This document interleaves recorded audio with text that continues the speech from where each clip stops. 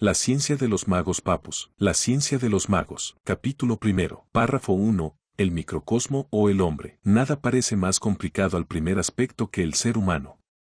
Cómo analizar todos los detalles de la constitución anatómica y fisiológica de este ser, sin hablar hasta de su constitución psicológica. El esoterismo busca por todas partes la síntesis y deja el estudio de los detalles a los esfuerzos poderosos de las ciencias analíticas. Veamos si es posible determinar sintéticamente los principios que constituyen el ser humano. Generalmente todos los órganos que constituyen este ser humano aparecen en nosotros en pleno periodo de acción.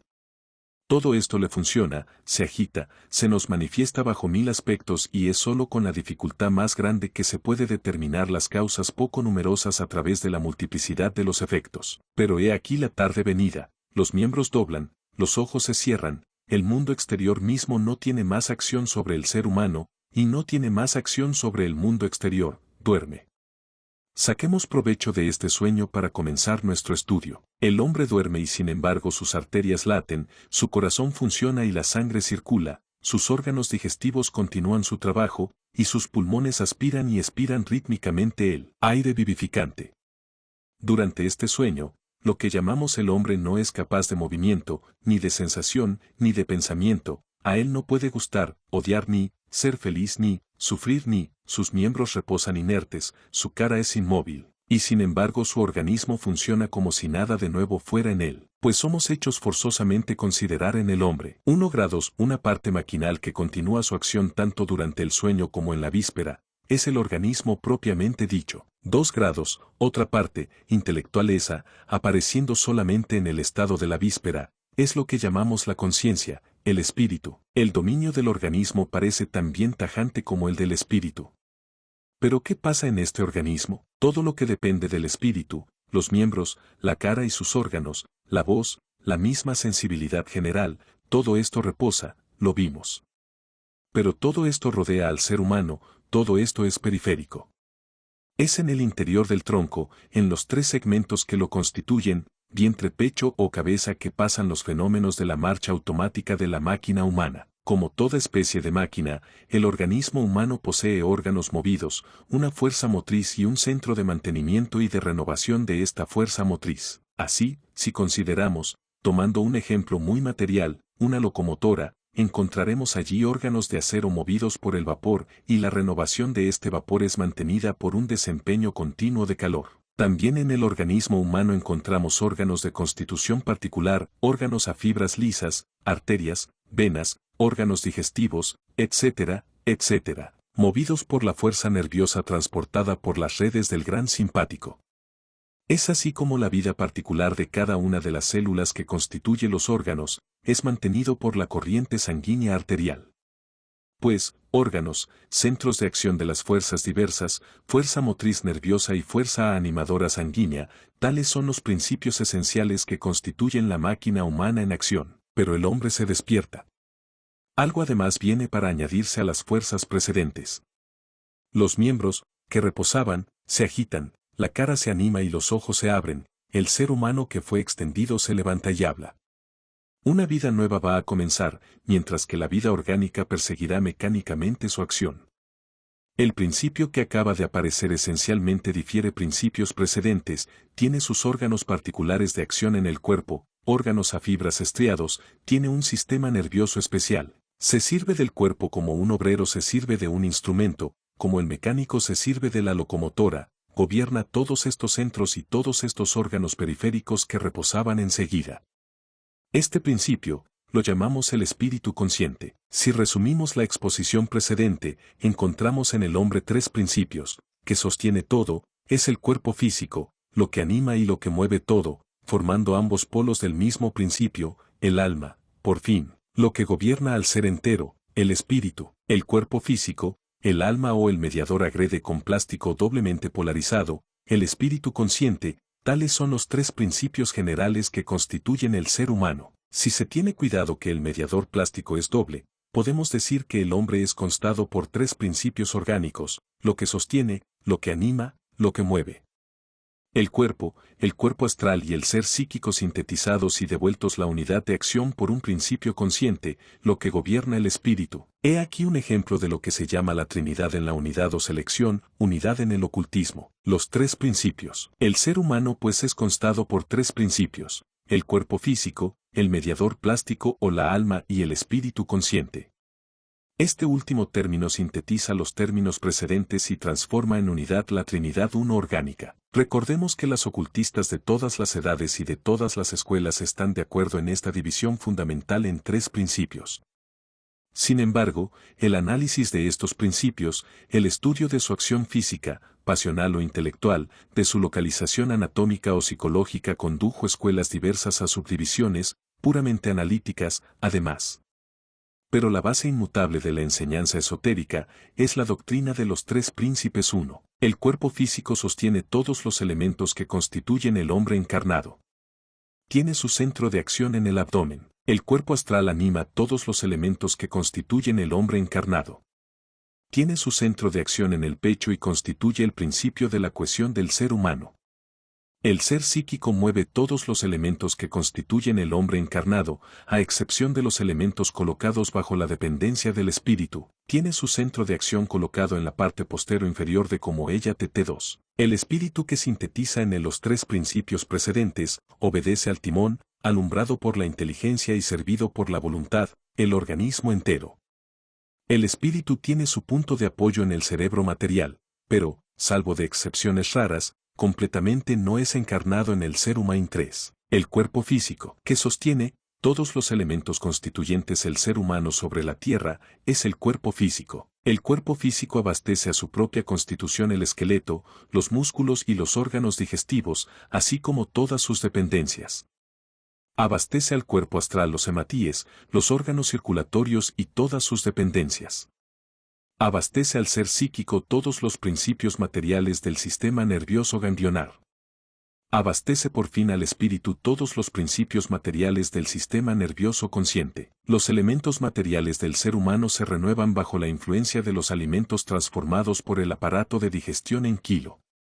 El centro de renovación y de acción del cuerpo físico pues está colocado en el abdomen. El cuerpo físico circula por el organismo por el sistema de los vasos linfáticos, sobre el trayecto de los cuales están colocados ganglios, centros materiales de reserva. El cuerpo físico, dirigido en su marcha orgánica por el instinto, se manifiesta al espíritu consciente por las necesidades. El cuerpo astral, que anima todos los elementos que constituyen el ser humano, es el cuerpo astral. El cuerpo astral es el duplicado exacto del cuerpo físico.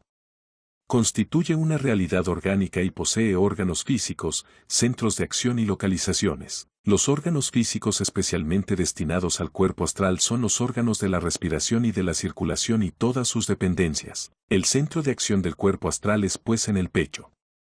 Sus funciones orgánicas se mantienen bajo la influencia del aire atmosférico, transformado por el aparato respiratorio en fuerza vital fijada sobre el glóbulo sanguíneo 1. El aparato circulatorio difunde la fuerza vital en todos los puntos del organismo y abastece al ser psíquico los principios necesarios para la elaboración de la fuerza nerviosa 2. El cuerpo astral, dirigido por el sentimiento, se manifiesta al espíritu consciente por la pasión. El ente psíquico, quien mueve todos los elementos que constituyen el organismo humano, es el ser psíquico. El ser psíquico es propiamente hablado el centro de sublimación y de condensación del cuerpo astral.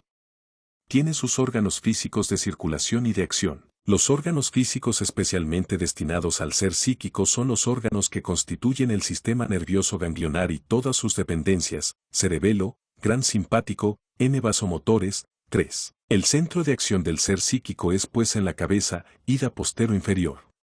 Sus funciones orgánicas se mantienen bajo la influencia de la fuerza vital aportada por la sangre y transformada por la acción del cerebelo en fuerza nerviosa 4. El aparato nervioso de la vida orgánica difunde el movimiento en todos los puntos del organismo y abastece al espíritu consciente los elementos necesarios para la elaboración de pensee 1. El ser psíquico, ser guiado por la intuición, se manifiesta al espíritu por la inspiración. El espíritu consciente, lo que gobierna al ser humano entero, lo que siente, lo que piensa y lo que quiere, devolviendo la Trinidad orgánica a la unidad de la conciencia, es el espíritu inmortal. El espíritu tiene, en el ser humano, un dominio de acción bien delimitado con un centro de acción, órganos y conductores particulares. Los órganos físicos especialmente destinados al espíritu son los órganos que constituyen el sistema nervioso consciente, con todas sus dependencias. El espíritu tiene pues como centro de acción la cabeza.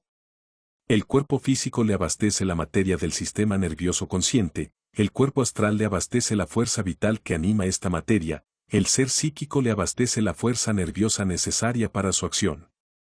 Además, cada uno de tres principios abastece al espíritu uno o varios órganos de sensación. 2. El cuerpo físico abastece al espíritu el tacto y el gusto, el cuerpo astral le abastece el olfato, el ser psíquico le abastece el oído y la vista. Estos sentidos diversos ponen el espíritu en contacto con mundo exterior. El espíritu es por otra parte en contacto con ser interior que se le manifiesta por el impulso sensual, pasional o intelectual. Es por la médula espinal, porción posterior, que las comunicaciones se establecen entre el espíritu consciente y cada uno de tres centros orgánicos del ser humano, vientre, pecho y cabeza. La esencia del espíritu consiste en su libertad de abandonarse a los impulsos venidos del ser interior o de resistir a eso.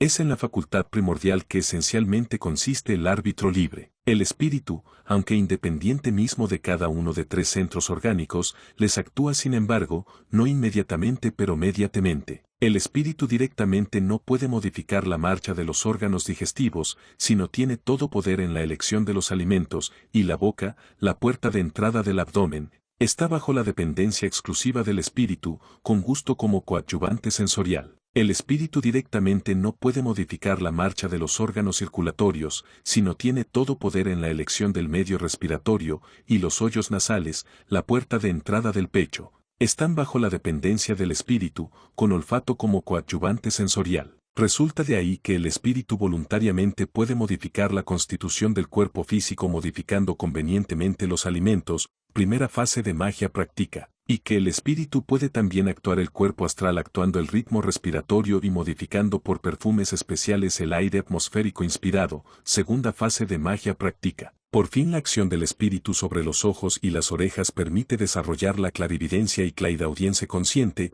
tercera fase de magia práctica. Por los alimentos, por el aire inspirado, por las sensaciones, el espíritu actúa al ser interior, por los miembros, actúa la naturaleza, la laringe, los ojos, considerados como órgano de expresión, la boca, considerada también, todavía se añaden a los miembros en la acción consciente del espíritu sobre otros hombres, y el mundo exterior, sobre el él no yo. En resumen, las funciones del espíritu se reducen a los datos siguientes. Anatomía y fisiología filosófica. Gracias a los elementos materiales, vitales y psíquicos a el abastezco por los tres principios del ser interiores, el espíritu posee medios especiales de acción. Lo que huele él recibe, del ser interior impulsos sensuales, anímicos e intelectuales del él no yo de las sensaciones diversas. Lo que piensa percibe las ideas que derivan sus estados diversos y psíquicos, las compara, las clasifica, entidada su juicio y formula por fin su voluntad. Lo que quiere actúa luego, sobre el ser interior por las puertas de entrada de los tres centros, las puertas de entrada que están bajo su dependencia, y por los elementos introducidos en cada uno de tres centros. Puede también actuar la periferia de su ser por los miembros. Sobre el él no yo por los miembros colocados bajo su dependencia y por otros ciertos órganos de expresión, la voz, la mirada, el gesto, etcétera, etcétera. Lo que huele y lo que quiere es en relación directa con los órganos corporales, lo que piensa les domina al contrario. De la acción del abdomen sobre el él no yo, alimento, resulta el kilo, de la acción del pecho sobre el él no yo resulta el dinamismo de la sangre, de la acción de la cabeza sobre el órgano, la sensación, resulta la idea. ¿Qué resulta pues una acción del espíritu consciente y sobre el ser interior y sobre el mundo exterior? Del destino. El ser humano concebido como todo, fábrica, por el empleo libre que hace su voluntad, elementos que le son confiados, de la posibilidad o de la desgracia para su evolución futura. Es el árbitro libre quien mismo reglamenta el destino de la mónada humana 1. Explicación de la figura. Esta figura semi-esquemático representa los dominios respectivos del inconsciente y del espíritu consciente en el hombre. Todo lo que es blanco está colocado bajo la dirección del inconsciente o sufre la influencia de este inconsciente.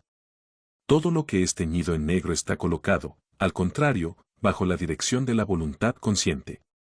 Las partes figuradas en gris representan la parte sensitiva consciente del ser humano, las negras indican las partes motrices. Párrafo 2. el macrocosmo o la naturaleza. El hombre edificó ciudades soberbias. Alrededor de estas ciudades de los campos bien cultivados se extendieron, en las praderas vimos bellos rebaños pacer en tranquilidad plena, una sociedad humana, con sus órganos sociales y sus facultades nacionales se fijó en este país maravilloso de Egipto.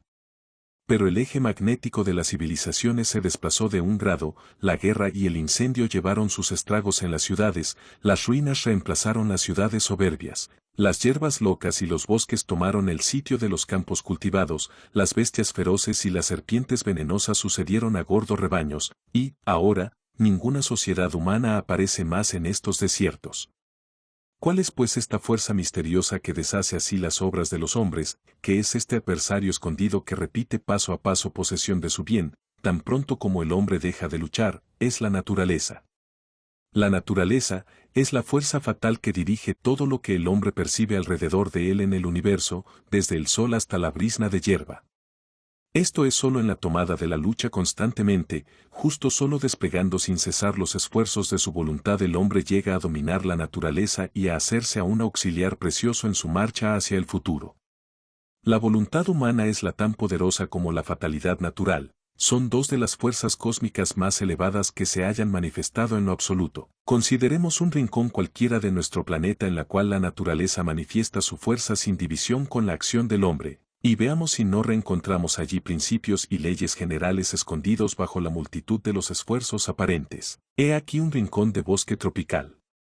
La tierra y sus lechos geológicos entrecortados por venas metálicas forma la base, el soporte de ella casi totalidad de lo que podemos percibir. Un arroyo traza silenciosamente su camino en medio de los árboles y las plantas que surgen de todas partes.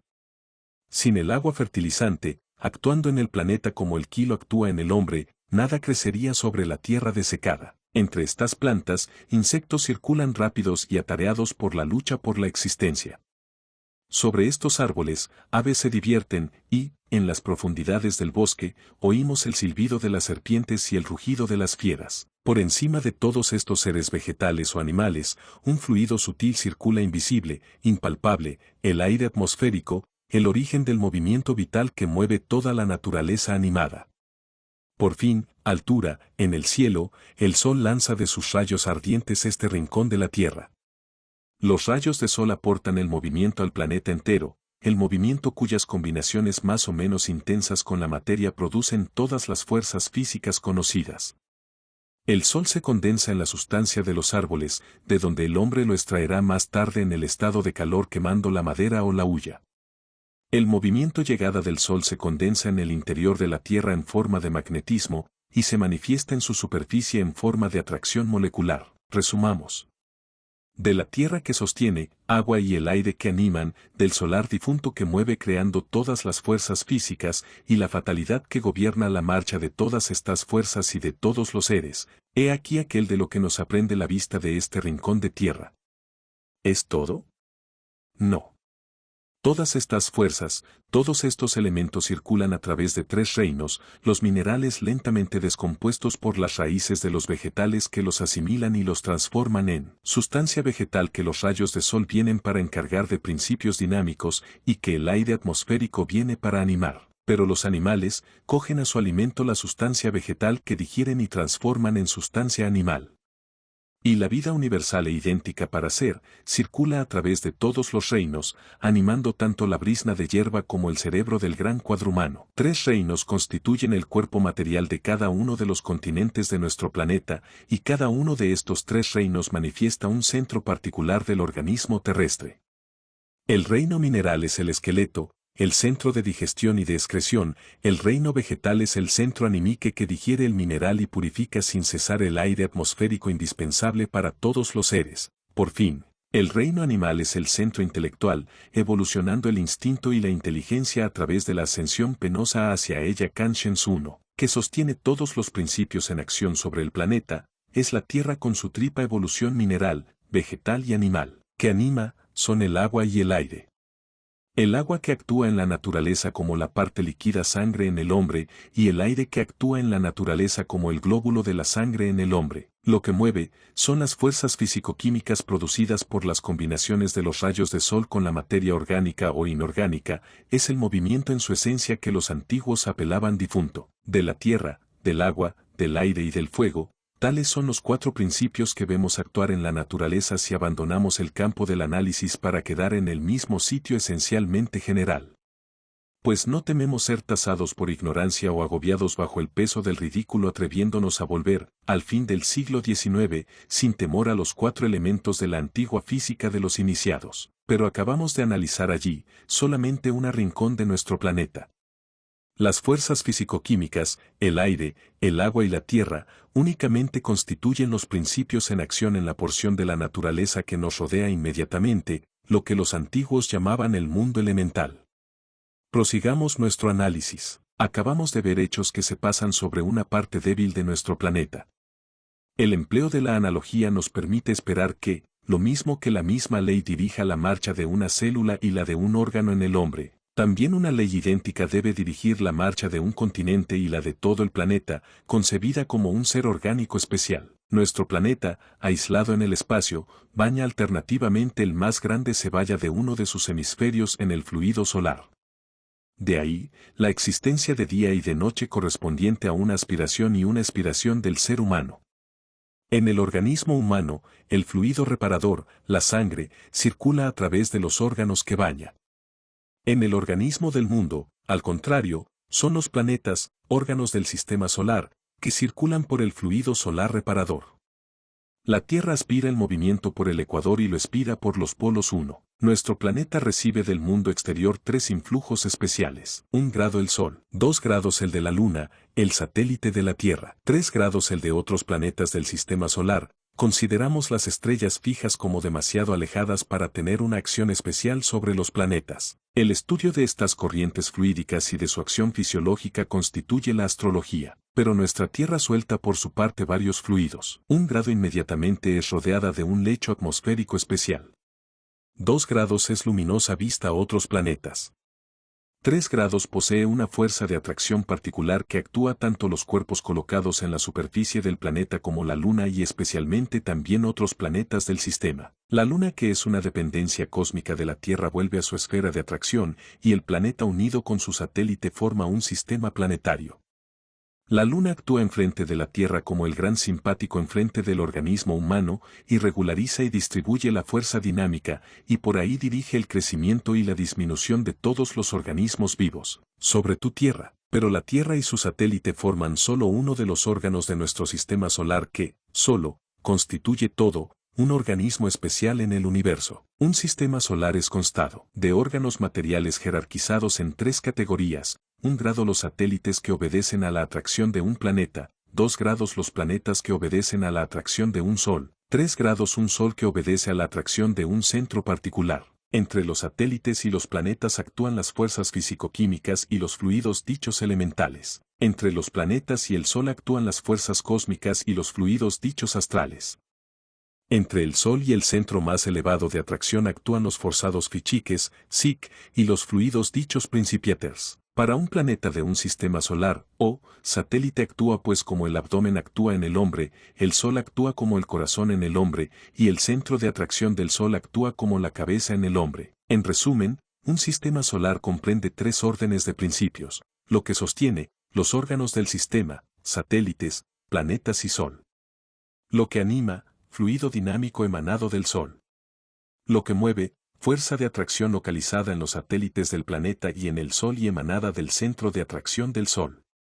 Lo que gobierna, la fuerza cósmica llamada natural o destino. La antigua física del Hermetistes consideraba el universo como constituido por 3 planos o mundos. 1 grado el mundo elemental constituido por las fuerzas en acción sobre nuestro planeta, llamado también mundo sublunar, y cuyo dominio se extendía de la Tierra a su satélite, la Luna, dominio de las fuerzas físico-químicas. 2 grados el mundo de sin aberturas constituido por las fuerzas en acción en el sistema solar.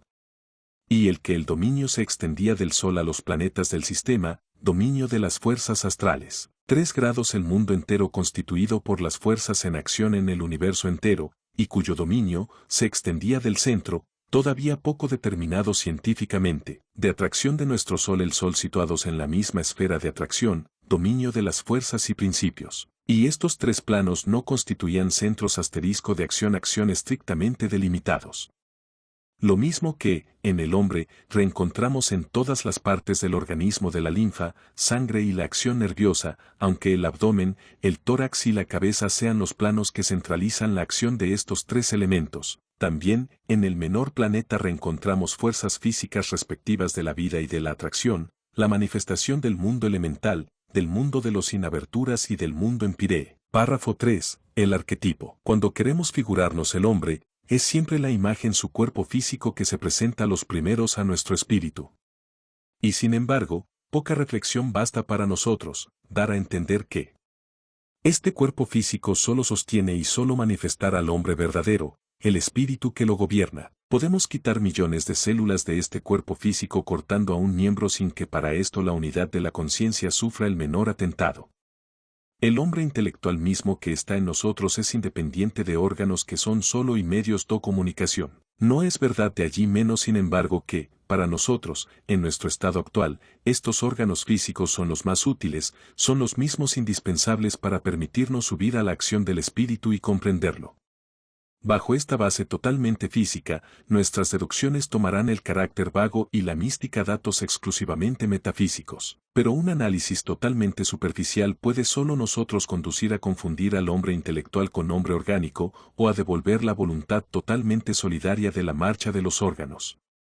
Entonces, cuando se trata de tratar la cuestión de Dios, caemos la mayoría de las veces en uno de los excesos lo que acabamos de señalar a propósito del hombre. El conjunto de los seres existentes y de las cosas que sostiene y manifiesta la divinidad como el cuerpo físico del hombre sostiene y manifiesta el espíritu. Querer negociar a Dios sin apoyarse en todas estas manifestaciones físicas es correr peligro de perderse en las nubes de la metafísica, es permanecer incomprensible la mayoría de las inteligencias. Es pues apretándonos la constitución del hombre de una parte y la del universo de otra quien vamos a esforzarnos por darnos cuenta de Dios. En el hombre, vimos a un ser físico, o más bien orgánico, funcionando de modo maquinal tanto durante la víspera como durante el sueño. Por encima de este ser orgánico, determinamos otro, el ser intelectual que entra en acción desde el despertar y manifestando casi exclusivamente durante el estado de la víspera. Allí ida orgánico del ser humano responde a la idea que nos hicimos de la naturaleza. Es la misma ley fatal y regular que dirige la marcha del hombre orgánico, como el del universo, este último que fue formado por órganos cósmicos en lugar de ser formado por órganos humanos. El ser intelectual en el hombre responderá como consecuencia, pero de modo muy elemental, a la idea que podemos hacernos de Dios. Las relaciones del hombre físico al hombre intelectual nos alumbrarán sobre las relaciones de la naturaleza y del Dios, como las relaciones entre el ser físicos y el espíritu en el hombre que puede alumbrarnos analógicamente sobre las relaciones del hombre con Dios. Por ahí, podemos desde ahora poner en principio que, si nuestra analogía es verdadera, Dios, aunque manifestado por la humanidad y por la naturaleza, aunque actuando estos dos grandes principios cósmicos, tiene sin embargo una existencia limpia e independiente, pero la primera unidad tan concebida no tiene que intervenir más tiene marcha de las leyes naturales que el espíritu consciente del hombre interviene, en el estado normal, en la marcha del corazón y en la del hígado. El hombre es el solo creador y el solo juez de su destino. Es libre de actuar a su modo en el círculo de su fatalidad, tanto como un viajero puede, en un tren o en un vapor, actuar como el plate en su cabina o en su compartimiento. Dios no puede ser hecho más cómplice de faltas humanas que el jefe del tren o el capitán del vapor son responsables de fantasías de los viajeros que conducen adelante. Hay que, pues, con el fin de evitar todo error en la continuación, bien distinguir que Dios, tal, como aparece a primera vista, es el conjunto de todo lo que existe, lo mismo que hombre es el conjunto de todos los órganos y de todas las facultades que aparecen en primer lugar. Pero el hombre verdadero, el espíritu, es distinto del cuerpo físico, del cuerpo astral y del ser psíquico, que percibe y que domina. Del mismo Dios unidad es distinto de la naturaleza y de la humanidad que percibe y que domina. Al hablar de modo grosero, la naturaleza es el cuerpo de Dios, y la humanidad es la vida de Dios. Pero tanto como el cuerpo material es el cuerpo del hombre, y el cuerpo astral y el ser psíquico son los principios vitales del hombre, se trata allí del hombre orgánico y no del hombre espíritu, que, todavía desnudo la vez, usa de estos principios que como medio de manifestación uno, no es verdad de allí menos sin embargo que el espíritu del hombre está en relación por el sentido interno con la menor parcela de su organismo, parcela la cual no puede actuar, sino la cual, ella, puede manifestarse al espíritu por el sufrimiento. También, Dios está presente mediatemente o inmediatamente en la menor parcela de la creación, está en cada uno de nosotros. Así como la conciencia humana está presente en calidad de receptora o de motriz consciente en cada una de nuestras células corporales. La naturaleza y el hombre actúan pues libremente rodeados de todas partes por la acción divina circunferentielle que arrastra el universo hacia el progreso, sin intervenir despóticamente en las leyes naturales o en las acciones humanas. Así el capitán del vapor que actúa el timón de su embarcación navega hacia el fin del viaje sin intervenir en el detalle de la maquinaria motriz, imagen de la naturaleza o en las ocupaciones de los pasajeros. El capitán obedece al timón circunferentiellemente el sistema general, tiene solo hacer lo que pasa dentro de las cabinas. Sin embargo, la acción del capitán se ejercita sino inmediatamente, por lo menos mediatement. 1 grado sobre la maquinaria por el portavoz. 2 grados sobre los viajeros por los reglamentos de bordo elaborados por el capitán 2. En Cábala, llamamos a Padre el principio divino que actúa la marcha general del universo, acción sobre la barra, Hijo el principio en acción en la humanidad, y Espíritu Santo el principio en acción en la naturaleza. Estos términos místicos indican las aplicaciones diversas de la fuerza creadora universal. Párrafo 4. La unidad. El universo concebido como uno totalmente animado es constado por 3 principios que son, la naturaleza, el hombre y el Dios, o, para emplear el lenguaje del Hermetistes, el macrocosmo, el microcosmo y el archétipe 3. El hombre es llamado microcosmo o pequeña gente porque contiene analógicamente en el yes leyes que rigen universo 1. La naturaleza forma el punto de apoyo y el centro de manifestación general de otros principios.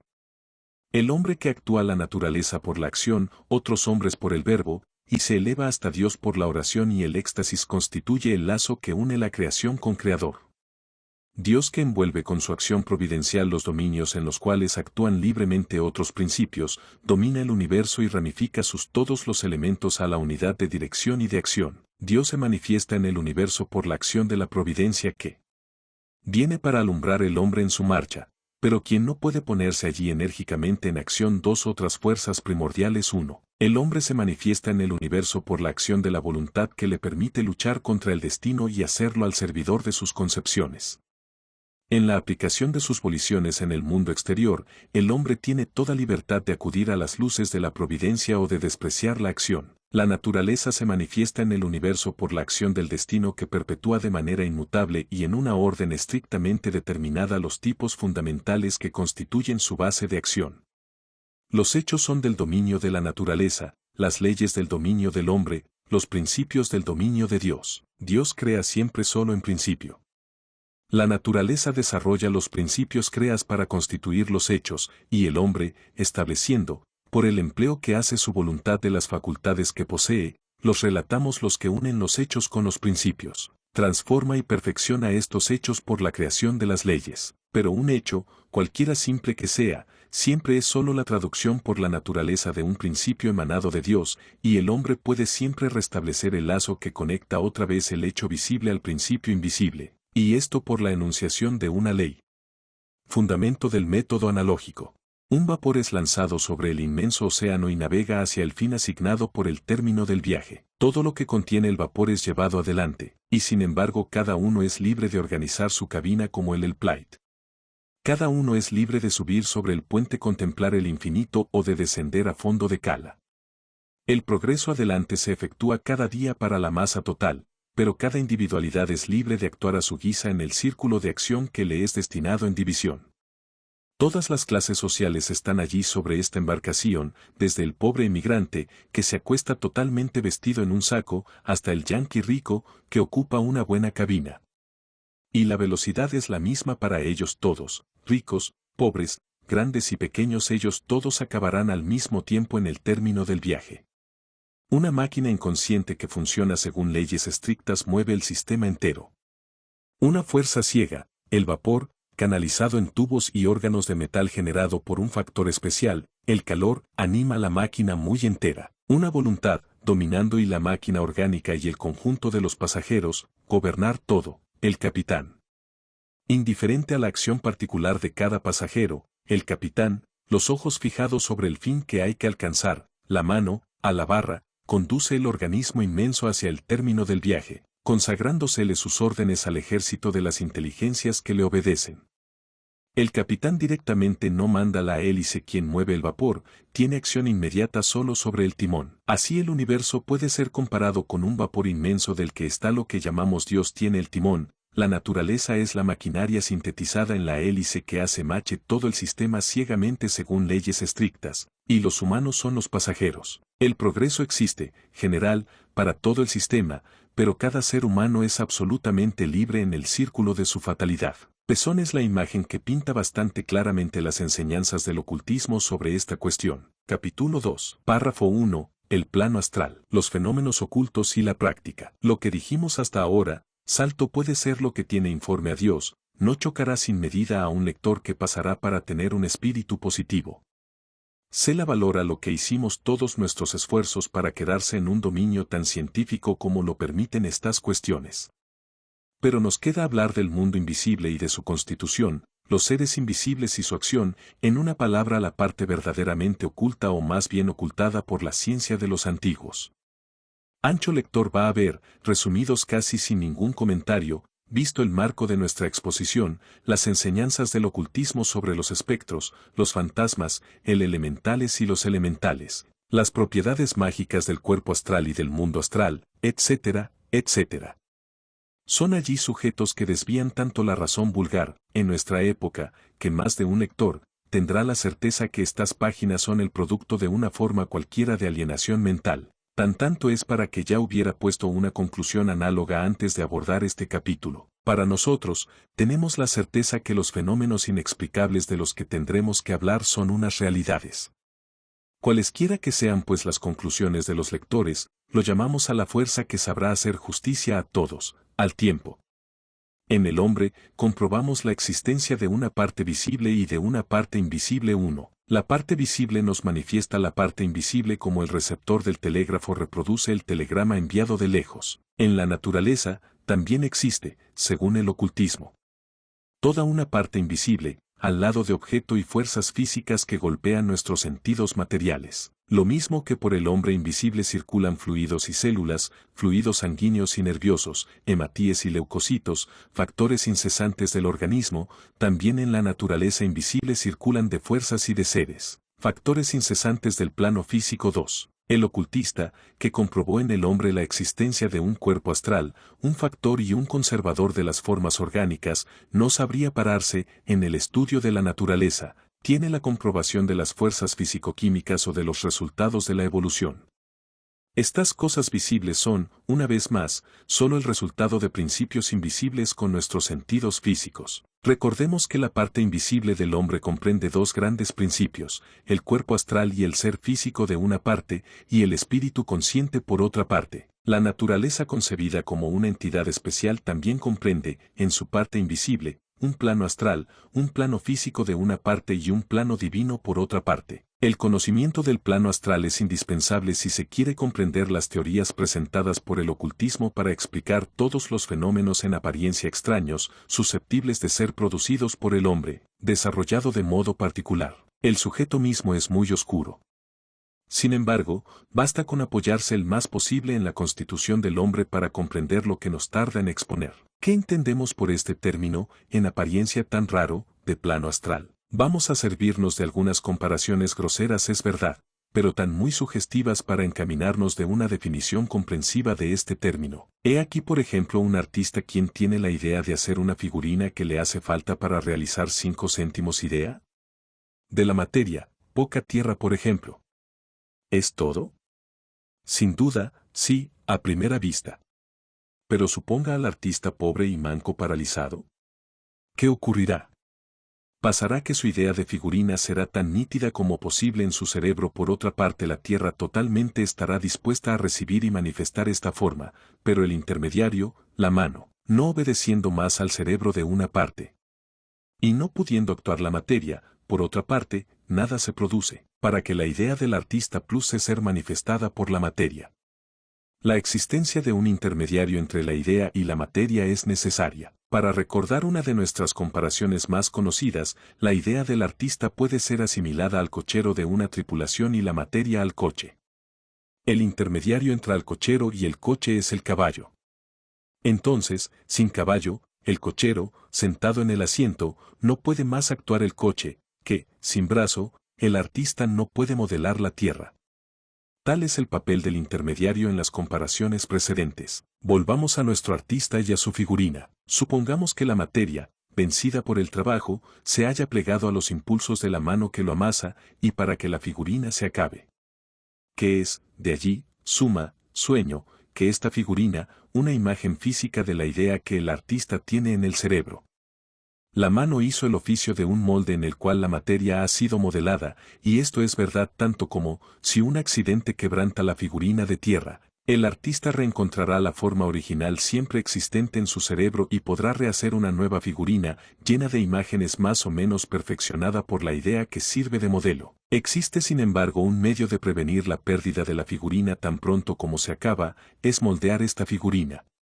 Por el molde obtenemos una negativa de la cosa que hay que reproducir, tal como la materia que saldrá del molde manifestará siempre la forma primitiva, sin que el artista jamás tuviera que intervenir. Basta pues que exista un único negativo de la idea original para que multitudes de imágenes positivas de esta idea, imágenes siempre idénticas las unas a otros, tengan origen por la acción de esto negativo sobre la materia. Pues bien, cada forma orgánica o inorgánica que se manifiesta con nuestros sentidos es una figurina de un gran artista que se llama el creador, o más bien, que viene de un plano superior que llamamos el plano de creación. Pero en este plano de creación primordial, hay solo unas ideas, principios, lo mismo que en el cerebro del artista.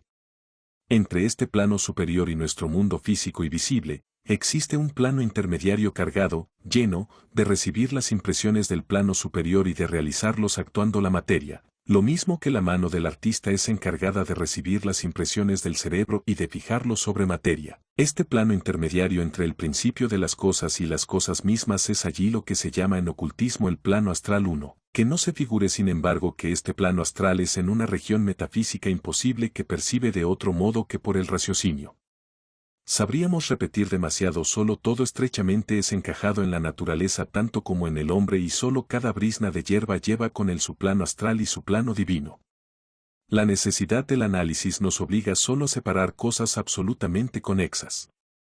Acabamos de determinar la calidad de intermediario de este plano astral, pero no es todo. Si se comprendió bien esta comparación, es ahora fácil darse cuenta de lo que se entiende en ocultismo por la segunda propiedad del plano astral, la creación de las formas. Toda cosa primero es creada en el mundo divino en principio, es decir, en potencia, fuerza, de ser, análoga a la idea en casa de hombre. Este principio pasa entonces por el plano astral y se manifiesta allí, en negativo, es decir que, todo que era luminoso en el principio se vuelve oscuro, y recíprocamente todo que era oscuro se vuelve luminoso. No es la imagen exacta del principio que se manifiesta, es el moldeado de esta imagen.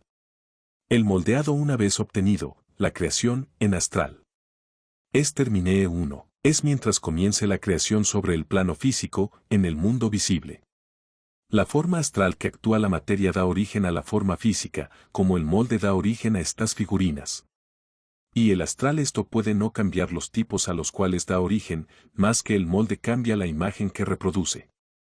Para modificar la forma, habrá que crear un nuevo molde, es lo que podrán divinizar inmediatamente y el hombre medianamente, pero no anticipemos. Para volver a nuestro punto de partida, comprobemos que en definitiva, la imagen física exactamente reproduce el principio divino que inmediatamente le dio origen. El astral no tuvo otra utilidad que la de multiplicarse al infinito, y sin necesitar recurrir al artista primitivo, el principio, el punto de partida de la creación. Anotemos no obstante que la creación sobre el plano físico, cuyo génesis acabamos de exponer según el ocultismo, es más detallada que lo hicimos.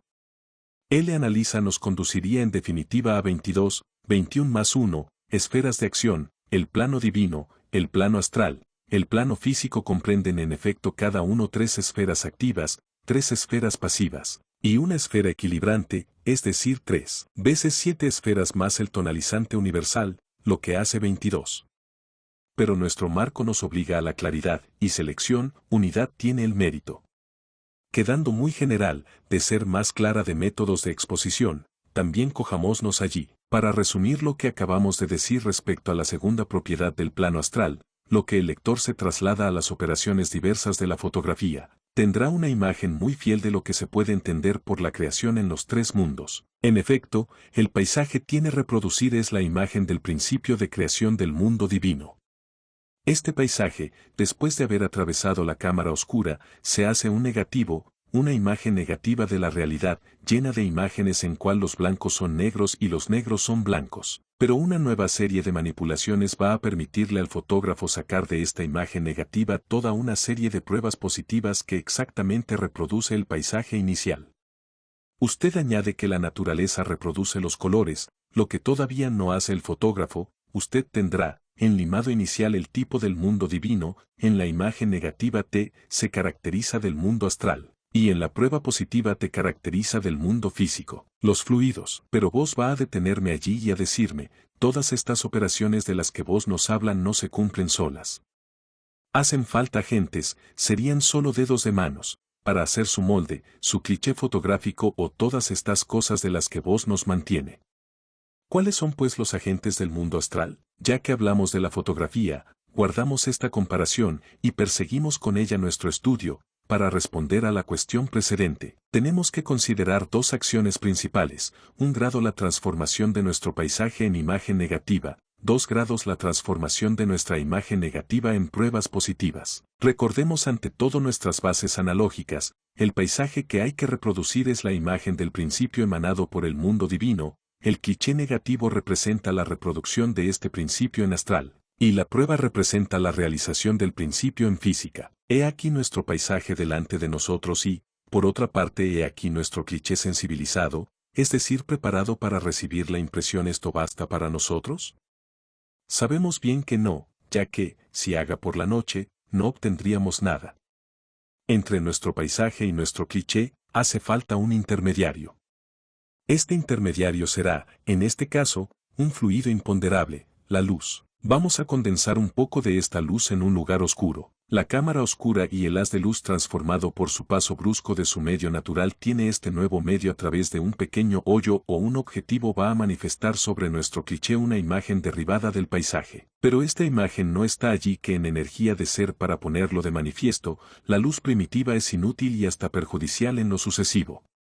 Es en una habitación oscura o alumbrada de rayos particulares que vamos a hacer sufrir a nuestro cliché la acción de fluidos físico-químicos particulares.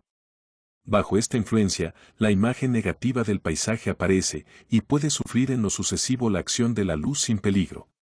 Nuestro molde es creado, es mientras acudimos de nuevo al fluido primitivo, a la luz tan perjudicial en astral. Esta luz que actúa un nuevo lecho de sustancia sensible, está colocada bajo nuestro cliché, va a manifestar sobre el plano real y tampoco negativo la imagen de nuestro paisaje, imagen que la acción de algunos fluidos químicos harán estable. Resumamos, dos tipos de operaciones: las operaciones hechas en luz y hacerlas en ausencia de luz.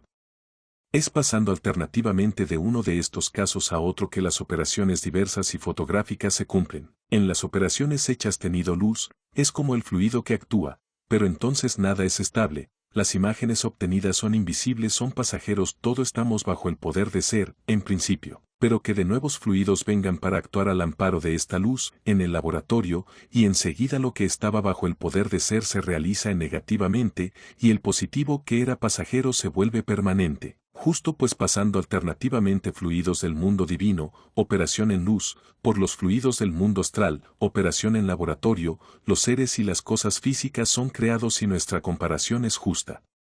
Por otra parte, los fluidos del mundo divino son creativos y los del agente astral son fijadores o conservadores, consecuencia de nuestra comparación, que exactamente responde a las enseñanzas del ocultismo. Los agentes, elementales. Además de los fluidos creativos, del arquetipo, y los fluidos conservadores del astral, existen unos agentes particulares que accionan los fluidos. En nuestra comparación precedente, los dedos del operador, las 1000 células que mantienen el movimiento y la vida de estos dedos representan a los agentes de quienes hablamos. Dado que todo que es visible es la manifestación y la realización de una idea invisible, el ocultismo enseña que existe, en la naturaleza, una jerarquía de seres psíquicos, lo mismo que existe en el hombre. Desde la célula ósea hasta la célula nerviosa, pasando por el hematíe, una jerarquía verdadera de elementos figurados. Los seres psíquicos que pueblan la región en la cual actúan las fuerzas físico-químicas recibieron el nombre de elementals o espíritus de los elementos. Son análogos a los glóbulos sanguíneos y sobre todo a los leucocitos del hombre. Son el elementals que actúa en los lechos inferiores del plano astral en informe inmediato con plano físico. Esta cuestión del elementals que obedece a la voluntad buena o mala que las dirige, que es irresponsable de sus actos que son inteligentes, lo levantó de curiosas polémicas últimamente. Las citaciones de los autores antiguos que damos más abajo probarán que el ocultismo conoció y enseñó desde hace tiempo la existencia de las entidades astrales 1. Además, basta con recordar que, en nuestro plano físico, un animal muy inteligente, el perro, desempeña el mismo papel. El perro de un bandolero él no atacará a un hombre honrado bajo el impulso de su dueño, y el perro del granjero él no se echa sobre el ladrón quien intenta entrar en la granja. En ambos casos el perro ignora si está en relación con un hombre honrado o con un bandido, es dado irresponsable sus acciones y se contenta con obedecer a su dueño, que se queda solo. Totalmente responsable. Tal es el papel del Elementals en el Astral 2. Amaestrar Elementals 3 puede ser comparado solo con la acción de la disciplina militar. El jefe de ejército supo agrupar alrededor él por la devoción o el temor de los seres conscientes y responsables que le quisieron esclavizarle bien su voluntad a la del jefe o han sido forzados por hacerle. Esta segunda acción es mucho más difícil que la acción sobre el perro. Lo mismo ocurre en astral, donde Elemental 4 obedece solo por devoción o por temor, pero resto siempre libre de resistir a la voluntad de Necromant. Los Elementals son ido en circulación casi continua en los fluidos del astral. Además de estas entidades, existen de allí otros de la opinión de todos los videntes. Son las inteligencias directoras formadas por los espíritus de los hombres que eliminado sufrido una evolución considerable. Estos seres, análogos a las células nerviosas de los centros simpáticos del hombre, recibieron nombres muy diversos en todas las cosmogonías de los antiguos. Nos contentamos con indicar su existencia. Todavía encontramos, según la enseñanza de la Cábala en el plano astral de las entidades dotadas de conciencia, son los restos de los hombres quienes vienen para morir, y cuya alma todavía no sufrió todas sus evoluciones. Estas entidades responden lo que los espiritistas llaman unos espíritus, a lo para que el ocultista llame elementales 5. Los elementales son pues unas entidades humanas evolucionadas, mientras que el elementals todavía no pasaron por la humanidad.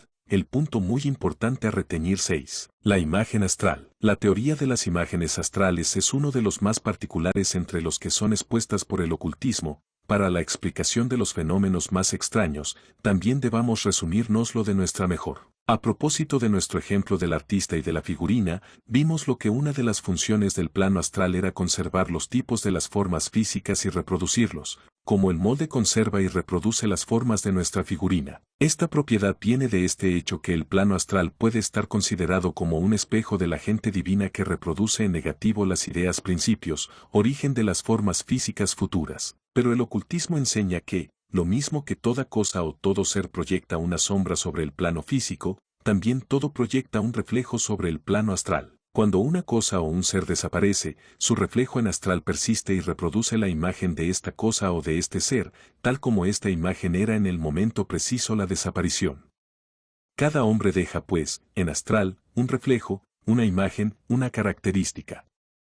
A la muerte, el ser humano sufre un cambio de estado caracterizado por la destrucción de tiene cohesión que mantenía une principios de origen y de tendencia muy diferentes. El cuerpo físico o el sobrecarnal labra a la tierra, en el mundo físico de donde había venido. El cuerpo astral y el ser psíquico alumbrados por la memoria, La inteligencia y la voluntad de las memorias y de las acciones terrestres pasan en el plano astral, sobre todo en sus regiones más elevadas donde constituyen un elemental o un espíritu, la suma de las aspiraciones más nobles del ser humano soltada la memoria de las cosas terrestres tanto como el sonámbulo es soltado memorias del estado de la víspera. En una palabra, el ideal que el ser humano se creó durante la vida, se hace una entidad dinámica que no tiene que ver nada con M0 y actual de este individuo y pasa en la gente divina. Es el ideal más o menos elevado que será la fuente de las existencias futuras y que determinará el carácter. Justo poniéndose en contacto con estas imágenes astrales, el vidente reencuentra toda la historia de las civilizaciones desvanecidas y de los seres desaparecidos.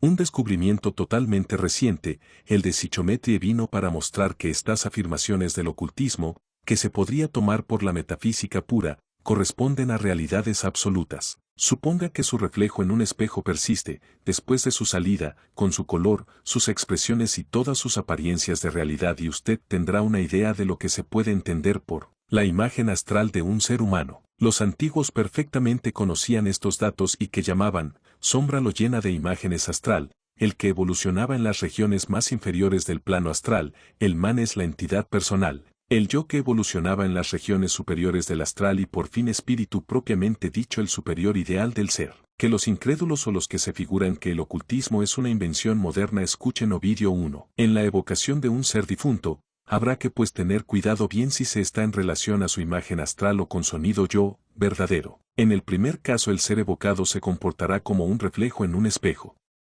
2. Será visible, él podrá hacer algunos gestos, será fotografiable, pero él no hablarás.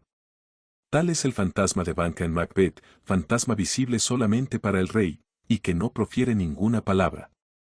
Shakespeare estaba al tanto mucho las enseñanzas del ocultismo. En el segundo caso, el ser evocado hablará, y varios mortales podrán verlo al mismo tiempo. Es el caso del fantasma puesto en movimiento por Shakespeare en Hamlet. Los fenómenos espiritistas dichos sobre materialización fueron conocidos siempre. Agarró en el siglo lo da una teoría completa, según el ocultismo, en su filosofía oculta. Si sin embargo el siglo parecía todavía demasiado acercado, el lector puede leer con fruto todos los detalles de una evocación según el ocultismo en Homero, Odisea, Canto 11, donde la imagen astral se llama 2. Resumen. En resumen, el plano astral intermediario entre el plano físico y el mundo divino cierra un grado entidades directoras que dirigen la marcha de todo lo que evoluciona en astral. Estas entidades psíquicas están constituidas por los hombres superiores de las humanidades anteriores, evolucionados por su propia iniciativa. Espíritus directivos de la Cábala. 2 grados fluidos particulares formados de una sustancia análoga a la electricidad, pero dotados isla propiedades psíquicas, la luz astral. 3 grados en estos fluidos circulan de seres diversos y susceptibles de sufrir la influencia de la voluntad humana, ancho elementals. 4 grados además de estos principios limpios del plano astral, encontramos allí todavía las formas preparadas del futuro que se manifiesta en el plano físico. Formas constituidas por la reflexión en negativo, ideas creadoras del mundo divino. 5 grados las imágenes astrales de los seres y de las cosas, la reflexión en negativo del plano físico. 6 grados fluidos emanados de la voluntad humana o del mundo divino y que acciona el astral. 7 grados cuerpos astrales de seres sobrecargados de materialidad, suicidas, de seres en vías de evolución, elementales, y de entidades humanas que atraviesan. Astral, o sea para encarnarse, nacimiento, o sea después de ser desencarnados, muerto. Podemos también encontrar allí los cuerpos astrales de adeptos o de brujos en el periodo de experimentación. Párrafo 2. La evolución y el embrollo. La reencarnación. Los fluidos que circulan por el hombre siguen en su marcha varias direcciones determinadas. Estas direcciones están establecidas según la situación respectiva y la función de los centros principales de acción de estos fluidos. Llamamos evolución la marcha seguida por un fluido para elevarse de un centro inferior como el abdomen a un centro superior como el pecho. Llamamos embrollo, al contrario, la marcha seguida por un fluido para descender de un centro superior como la mama, en un centro inferior como el pecho. Hay pues en el ser humano una evolución y un embrollo sobre el que vamos a decir algunas palabras. Cada centro, mama, pecho o vientre, es proveído órganos que reciben varias corrientes fluídicas. En cada centro, hay primero una corriente venida del exterior y quien devuelve allí después de haber atravesado el centro, alimentos para abdomen, aire para el pecho, Las sensaciones para la cabeza. Hay luego una corriente fluídica venida del centro inferior, es decir, evolucionado, kilo para el pecho, la sangre. Para la cabeza. El resultado de la acción de un centro dependerá pues de estos tres factores: 1 grado calidad del órgano receptor o transformador. 2 grados calidad de la corriente venida del exterior. 3 grados calidad de la corriente evolucionada. Así la calidad material y la dinámica de la sangre es totalmente vinculada a la calidad de los órganos receptores, pulmones, de una parte, a la calidad del kilo por otra parte, y por fin a la calidad del aire inspirado. Los partidarios de la doctrina de la evolución considerada en su aspecto analítico se cogen en esta comprobación que, en la naturaleza, y podrían aumentar en el hombre, comprobamos una progresión de formas y de fuerzas desde los planos inferiores hasta los planos más superiores. ¿Pero cuál es la causa de esta progresión? ¿Por qué esta transformación se produce? La respuesta a esta cuestión es confinada en el mundo dicho sobre la incognoscible, y, sin embargo, un poco de atención permite divisar esta solución. He aquí una parcela de alimento introducida en los órganos digestivos, se volverá asimilable solo cuando habrá sufrido una evolución particular, transformándole en materia orgánica humana, es decir, en kilo. El positivista se contentaría con comprobar esta evolución atribuyéndola a la marcha fatal de organismos sin ir más lejos. Entonces preguntamos cuál es la causa íntima de la marcha de los órganos digestivos. ¿No el aflujo sanguíneo de una parte y el aflujo de fuerza nerviosa motriz por otra parte? Estas dos corrientes vienen de centros superiores, el primero del pecho, el segundo de la cabeza.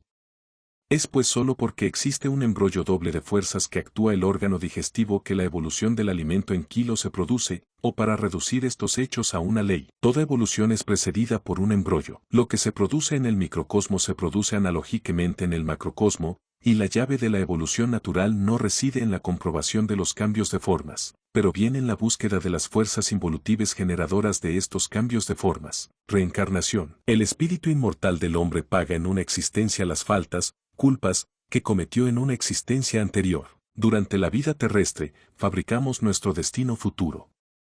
A la muerte del cuerpo material, el espíritu pasa de un estado inferior a un estado superior, evoluciona.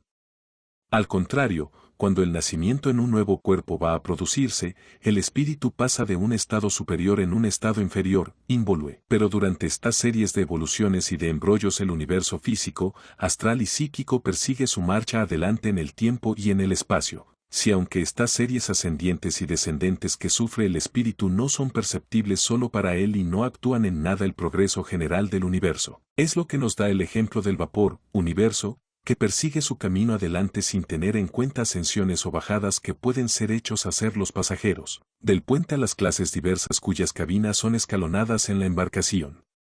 La libertad de los pasajeros está entera, aunque circunscrita por la marcha por delante del vapor que lleva a ellos todos. Durante la serie de evoluciones, muerte, y de embrollos, nacimiento, que sufre el espíritu inmortal, el ser atraviesa clases sociales diversas que dependen de su conducta, conducto en las existencias anteriores 1. Entre las reencarnaciones, el espíritu inmortal goza del estado de felicidad correspondiente al ideal que crea durante su encarnación. Un rico que abusó de su riqueza, el poderoso que abusó de su poder se reencarnan en el cuerpo de un hombre que tendrá que luchar casi toda su vida contra la adversidad. Esta adversidad no viene de Dios, viene del empleo que hizo el espíritu inmortal de su voluntad en las existencias anteriores.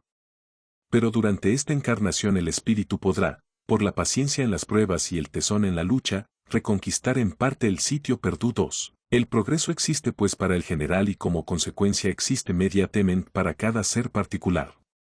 Pero inmediatamente, cada ser es susceptible de subir o de descender en la escala social, o sea durante su vida, o sea en el momento de su reencarnación. Explicación de la figura. 1. El espíritu en el mundo divino, estado de felicidad. 1 a 2. Embrollo del espíritu hacia la encarnación. 2. Encarnación en el cuerpo de un hombre rico y poderoso. El destino fabricado por este hombre durante su vida es detestable. 3. Evolución del espíritu hacia el mundo divino. Realización del inferior ideal concebido durante la vida. 4. Reencarnación del espíritu en el cuerpo de un hombre agobiado por la adversidad. Consecuencia de la vida anterior. 4 a 5. Durante su encarnación, el espíritu reconquista una clase social más elevada que la que primitivamente le estuvo destinada. 6. Evolución hacia el mundo divino. Realización del ideal concebido en el sufrimiento. 7. Reencarnación en el medio social más elevado. Suicídate 1. A. Un hombre que pertenece a la clase social más elevada se suicida. B. C. Su espíritu evoluciona solo en astral y está en presa a la acción del elementals. D. Reencarnación casi inmediata en la clase social menos elevada, a menudo en un cuerpo achacoso o deforme. E. Evolución relativa durante la vida. Resignación al sufrimiento. F. Evolución del espíritu en el mundo divino. G. Reencarnación en una clase social bastante elevada. Mortinato. 8. Salida del espíritu para la encarnación. 9. Encarnación. El cuerpo no permite al espíritu cumplir su carrera. El niño muere en su primera juventud. 10. Reencarnación inmediata después de un paso corto en astral. Una clase social más elevada recompensa el espíritu de los primeros sufrimientos sufridos. 11. Evolución hacia el mundo divino. Párrafo 3. La práctica. La ciencia oculta enseñada en los santuarios antiguos se dividía en 4 grandes secciones: el estudio y el manejo de los seres y de las fuerzas elementales o la alquimia. El estudio y el manejo de las fuerzas astrales o la magia. El estudio y el manejo de las fuerzas ocultas del hombre o sichurgie. Por fin el estudio de las fuerzas de Empiree y de sus relaciones o teurgia. Cada una de estas secciones comprendía subdivisiones clases de matemáticas superiores. En nuestros días, pizcas de estas enseñanzas prácticas han sido reencontradas y son puestas en ejecución por profanos bajo los nombres de magnetismo, hipnotismo, espiritismo, telepsichie, telepatía, psichometría y brujería. Vamos a analizar sin embargo los informes de estos estudios, totalmente modernos, con las enseñanzas del ocultismo. El hombre, por un entrenamiento especial que se refiere en la respiración, puede acumular en él el dinamismo nervioso. Por la oración, espiritualiza esta fuerza acumulada. Por el verbo, la concreta. Y, por la acción y la voluntad, la dirige fuera del lugar uno.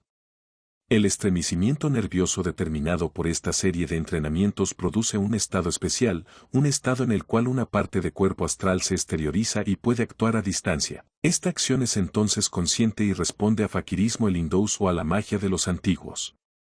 Pero, en la inmensa mayoría de los casos actuales, esta acción es semiconsciente, experiencias de Horacio Pelletier, o inconsciencia completamente, experiencias de los médiums. Y objetos podrán ser movidos a distancia y sin contacto bajo esta influencia. Estos fenómenos son análogos a los imán que actúan a distancia y sin contacto, y hasta a través de ciertas sustancias materiales, objetos metálicos, pero aquí el imán es reemplazado por un ser humano, y el cuerpo astral hace las veces de modificador del campo magnético. Los fenómenos del magnetismo de los modernos son producidos por la acción del cuerpo astral, fluido, de un ser humano sobre el cuerpo físico el cuerpo astral de otro. Esta fuerza de acción fue descrita en el Xpie siglo por Agarró en su capítulo sobre Sorcellerie 2. Todavía es en la posibilidad que tiene el cuerpo astral de exteriorizarse que se producen las ideas de los antiguos sobre el hechizo y la acción a distancia, ideas confirmadas totalmente últimamente por las experiencias de sugerencia hora hipnótica de telepsichie, y por los últimos trabajos de Señor de Rochas, Iniciación abril de 1892. Sichurgie estudiaba la evocación de las almas y su acción sobre el microcosmo. La evocación podía referirse en imágenes astrales o en elementales. En el primer caso, un entrenamiento particular permitía el evocador de sonambulismo semiconsciente, es decir, abría con sus ojos el mundo astral, respetando el resto de su organismo. Casi todos los fenómenos modernos de telepatía vuelven en este caso. En el segundo caso, el evocador fue aislado eléctricamente, por sus ropas y por el suelo, y psíquicamente, por el círculo, del mundo astral y se atraía a sus seres por medio de la evocación mental ayudada por sustancias capaces de aumentar el dinamismo de los seres evoques 1. En este caso, el alma evocada se rodeaba de fluido astral, se rodeaba de un pequeño cuerpo de aire, dicen los antiguos, que le permitía hacerse visible y materializarse. La sustancia que constituye estos fluidos que rodean el ser evocado tiene mucha analogía con la electricidad. Más allá las puntas, agujas, metálicas que se empleaba en estas suertes tipos de evocaciones. Hoy, el empirismo más completo reemplazó estos ritos del ocultismo, basados en un conocimiento profundizado de la cuestión. Las sesiones de materializaciones espiritistas son muy raros, no pueden ser producidos a voluntad, y son la mayoría de las veces entidades astrales que dirigen los fenómenos, por otra parte muy verdaderamente, que tienen origen. Otro procedimiento de evocación consistía en reemplazar el yo de un sujeto arrastrado por la personalidad evocada. De ahí el Sibilles de la antigüedad, cuyo furor correspondía a nuestros modernos manifestaciones de la crisis histérica, de ahí los médiums a encarnaciones, sujetos somnambuliques habiendo sufrido un entrenamiento particular. El ocultismo siempre enseñó la posibilidad que tienen las entidades del astral de utilizar a los seres humanos para sus communications 2. La evocación de las imágenes astrales, cuya existencia es afirmada por el ocultismo desde hace tiempo, acaba de ser puesta al día experimentalmente en el mundo, gente profano por el descubrimiento de Psicometría 1. Varias experiencias hechas bajo nuestros ojos en París pudieron convencernos de la realidad de los hechos observados en América y en Alemania. En resumen, todos estos fenómenos, todos de desplazamiento de objetos sin contacto, de apariciones de personas fallecidas, de materialización o de encarnaciones, de telepsichia y de telepatía casi se remiten a Sichurgie de los antiguos.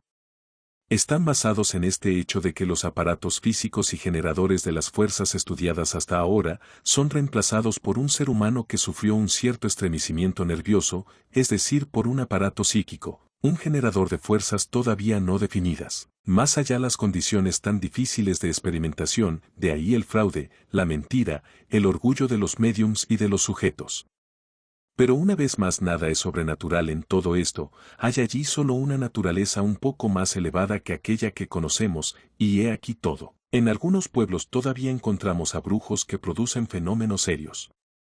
El brujo conservó mal que bien pizcas de antiguas prácticas de ocultismo, y sirvió por una voluntad ejercida por la soledad, maneja los fluidos magnéticos y psíquicos con bastante fuerza. El brujo está en el ocultista lo que el obrero pertenece al ingeniero. El obrero sabe hacer su cuarto según las reglas de las que le aprendió en el taller, pero no sabe las discusiones matemáticas que tocan las curvas que su vuelta producida. De su costa, el ingeniero capaz de establecer las reglas que deben guiar al obrero sería mucho embarazado si él mismo debiera hacer y ajustar una pieza completa. Así el brujo produce en cierto modo mecánicamente fenómenos ocultos cuyo ocultista conoce la razón para hacer y teoría 2. Ocultista practicante, del que se encuentran algunos representantes en África y en la India, le es comparable al ingeniero que prácticamente conoce varios oficios y que lo hizo un aprendizaje importante.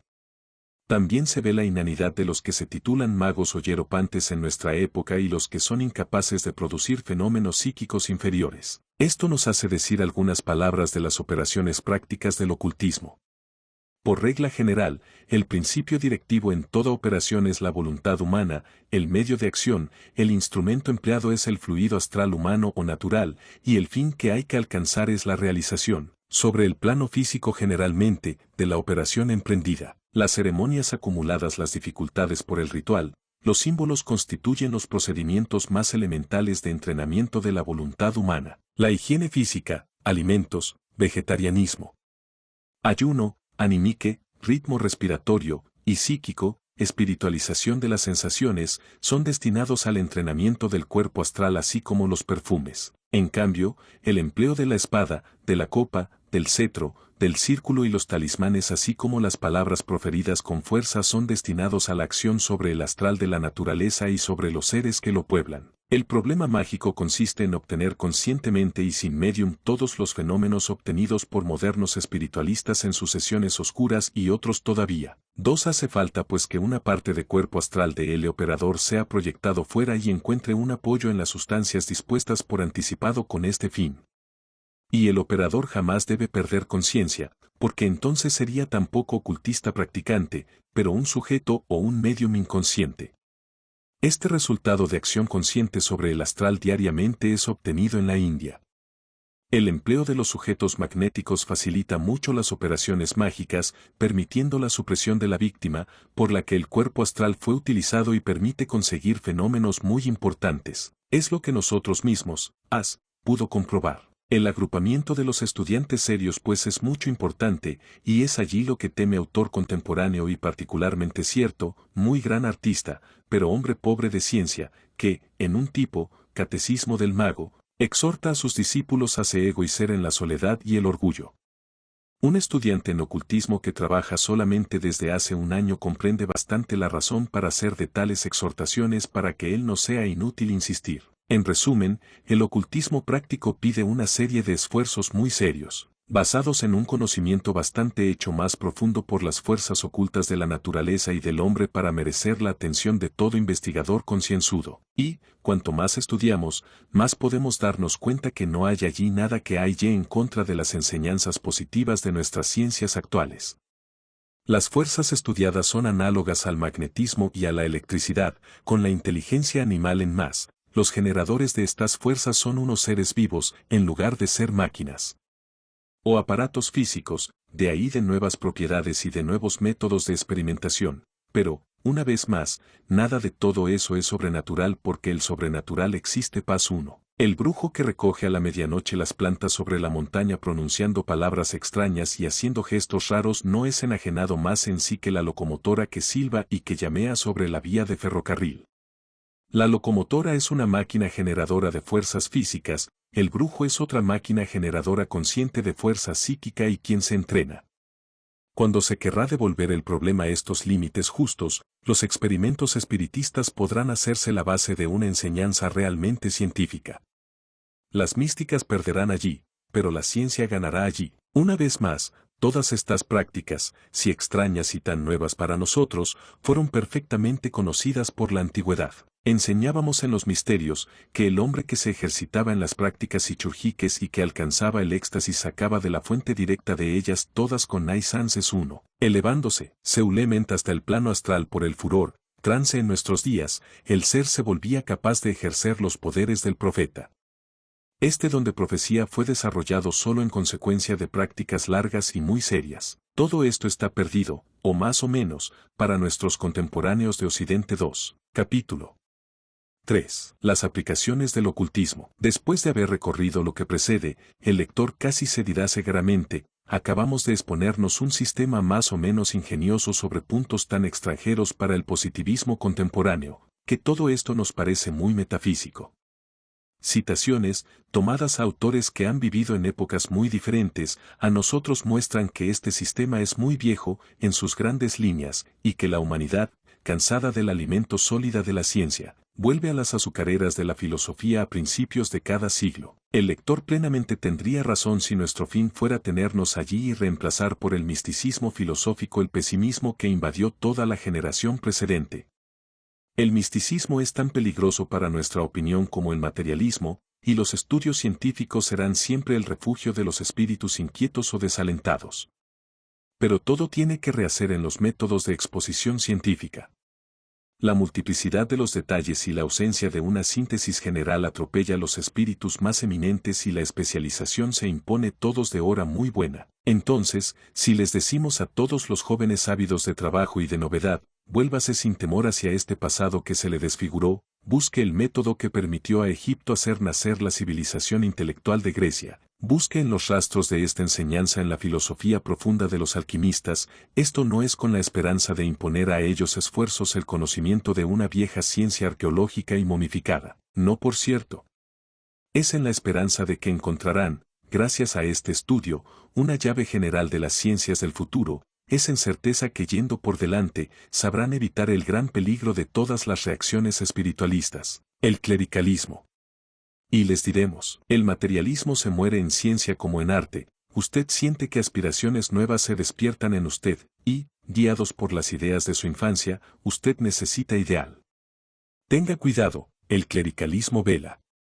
Le hablará de esta figura noble de Jesús de Nazaret, tamaños de la fe y de los placeres místicos del amor divino. Le incitará a seguir la carrera que le señala y cubrirá su espíritu de este tinte sombrío que cubre el cuerpo de sus sacerdotes. Si la enseñanza clerical no conducía el espíritu al sectarismo, queriendo imponer este error grosero que una religión es solo capaz de salvar la humanidad, si esta enseñanza no incitaba a la guerra para cuestiones de fe, A la guerra de religión totalmente desconocida de toda la antigüedad o diciendo pagana y de todo el oriente, le diría todo el primero, vaya allí por su ideal. Pero, en toda conciencia, no lo puedo, porque usted dispone en ser y engañados. No hay religión más elevada que la verdad, dicen Marajá de Benares, y el primer carácter de la verdad es ser sintético y no sectario, vaya pues sin temor a la ciencia, y tome, para divisa, Voltaire ni Loyola. La ciencia hará primero a usted a materialistas, sea, pero le armará así contra las empresas futuras de todos los cleros, el parisiens de todo país. Ustedes serán los primeros en querer salir de la miopía intelectual que el positivismo les impone a sus adherentes y entonces no vacile más, estudie las enseñanzas del pasado, y usted se le dará fe hasta por la razón y por el Science 1. El ocultismo no vale por su carácter arqueológico, no vale por el estudio que hace unos fenómenos extraños producidos en nuestros días. No establecemos una doctrina científica sobre una vieja piedra, no más que sobre una fe de un histérico que se desdobla. El ocultismo vale solo por sus aplicaciones. Es porque los que estudian la ciencia oculta pueden anunciarle nuevos métodos al artista también bien que al sabio, al hombre político tanto como al filósofo, que el ocultismo puede ser estudiado por hombres serios. Son sus aplicaciones de ahora en adelante que permiten defenderlo altamente, en nuestra época toda de razón. En esta última parte de nuestra exposición, queremos abordarles muy sumariamente las aplicaciones de la ciencia oculta a algunos problemas científicos y filosóficos contemporáneos. Acabaremos indicando el estado actual del movimiento provocado en Francia por el ocultismo en estos últimos años. El problema que, generalmente, interesa más al hombre mismo es, ¿quiénes somos? Y, como consecuencia, ¿dónde vamos? ¿Y de dónde venimos? ¿La vida tiene un fin? ¿Somos libres o determinados? ¿Les existe una sanción cualquiera a nuestras criadas o a nuestras malas acciones? ¿Hasta existen unas acciones que sean buenas y otras las que sean malas? A esto el materialismo responde, somos el producto de una evolución material y el agregado de celdas, asterisco células asterisco, que constituyen nuestro yo desaparecerá a la muerte y se irá a constituir otros organismos. Venimos por casualidad y vamos al neant.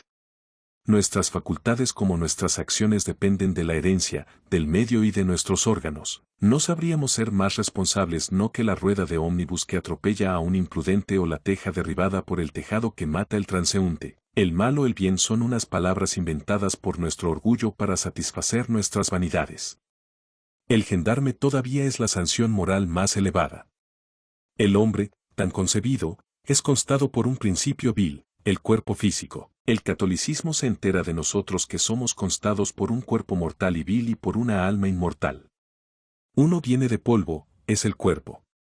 Y regresará allí, el otro viene de Dios, es él el alma e irá después de la muerte al paraíso pensar cantar a ángeles y contemplar a un Dios antropomorfe, si fue sabia, o si fue mala. En el infierno para la eternidad si fue neutra y guardó algunos pecados veniales, el purgatorio le tiende sus tormentos para algunos millares de años solamente. El resto es en proporción y capaz de satisfacer plenamente las inteligencias medias. Pero el anatomista y el fisiólogo todavía se preguntan cómo este principio tan puro puede accionar bien el rectum o entregarse a las dulzuras del chilefication. Entre estos dos extremos la filosofía dicha espiritualista, para uso de los bachilleres y los alumnos de la escuela normal. Hecho de la historia y de ella. Crítica. Es lo que él allí de haber sido más sabio. Entonces el ocultismo piensa aportar una serie de hipótesis susceptibles de explicarle racionalmente la constitución del hombre tanto al fisiólogo como a filósofo 1. La existencia, no como entidad metafísica, pero bien en calidad de realidad fisiológica de un principio de acción intermediaria entre los órganos físicos y las facultades intelectuales, permite resolver simplemente la parte más grande de los problemas puestos. El materialista perfectamente tiene razón en sus afirmaciones, pero se fija en el estudio del cuerpo físicos. El espiritualista también tiene razón, pero estudia solo el polo opuesto del equilibrio, el espíritu consciente.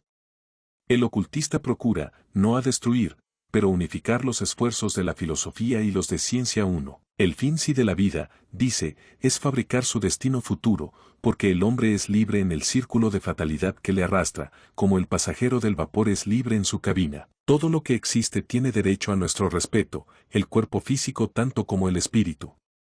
El misticismo es una pérdida del equilibrio moral, por muy grande como el sensualismo. La sanción de nuestros actos, me mismo es que la creamos, yo mismo es que sostenemos los errores de nuestras malas acciones, o sea en esta vida, sobre nuestros bienes materiales, o sea en una existencia futura cuando nos reencarnaremos. La doctrina de la reencarnación esté sobre esta tierra o en otro lugar del espacio, dato como sanción moral de nuestras acciones y como origen de nuestra situación en la sociedad, siempre ha sido enseñado por Ocultisme 2. Cada uno de los principios que constituye el hombre viene de un plan de acción diferente. El cuerpo físico viene del mundo físico y regresa allí. El cuerpo astral viene del plano astral.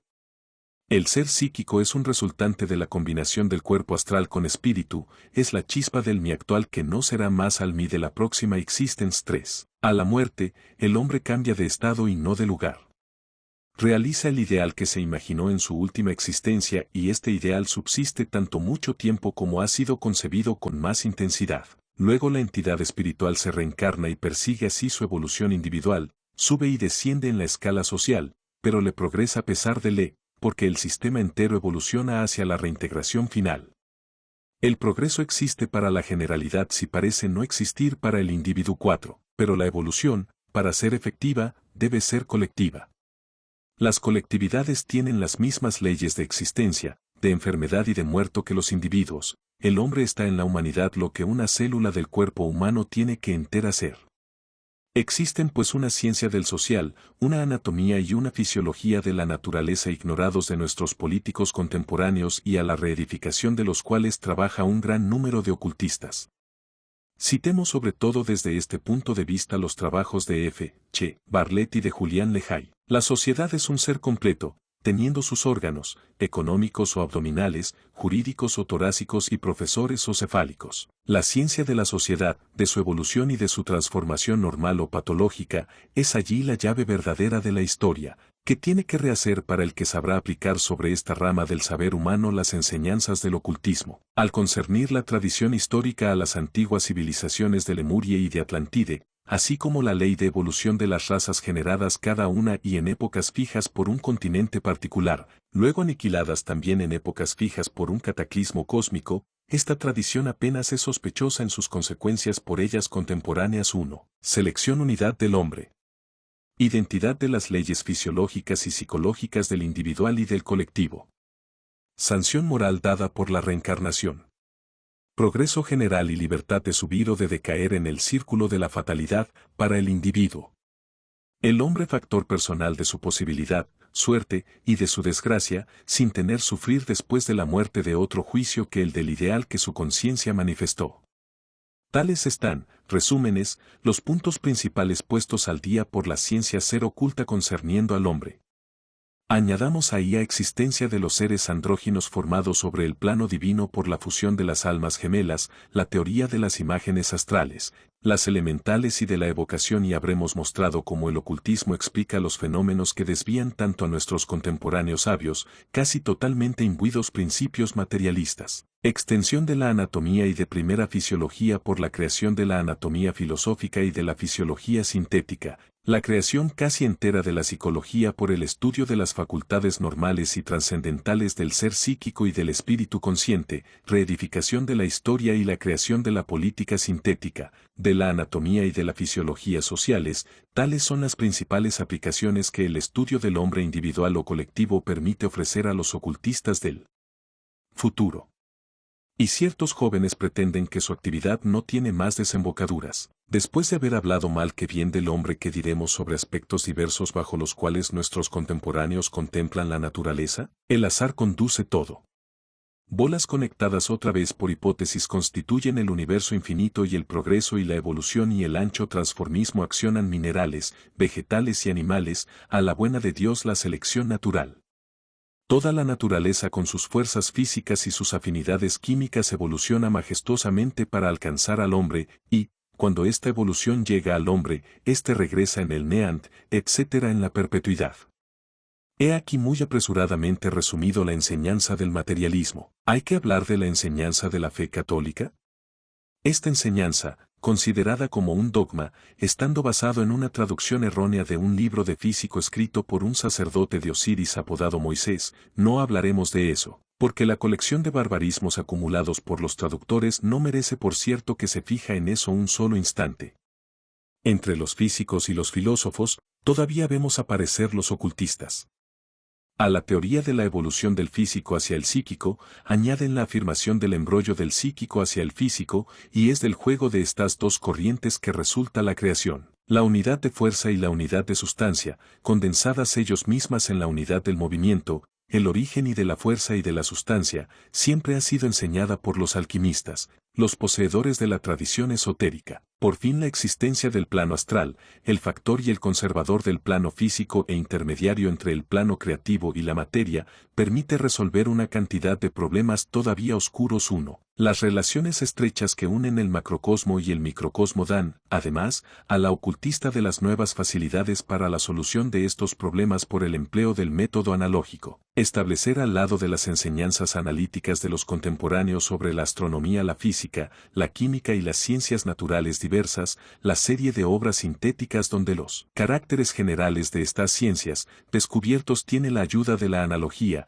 íntegramente serían dados a luz, mostrar que una ley sola y misma dirige todas las manifestaciones de la naturaleza. He aquí todavía un nuevo campo abierto a la actividad del investigador que quiere extender las aplicaciones del ocultismo. La cuestión de la existencia de un principio creativo universal, independiente de la acción inmediata de la creación gracias a la existencia del plano astral y del microcosmo, indigna en nuestra época de las disputas puramente metafísicas.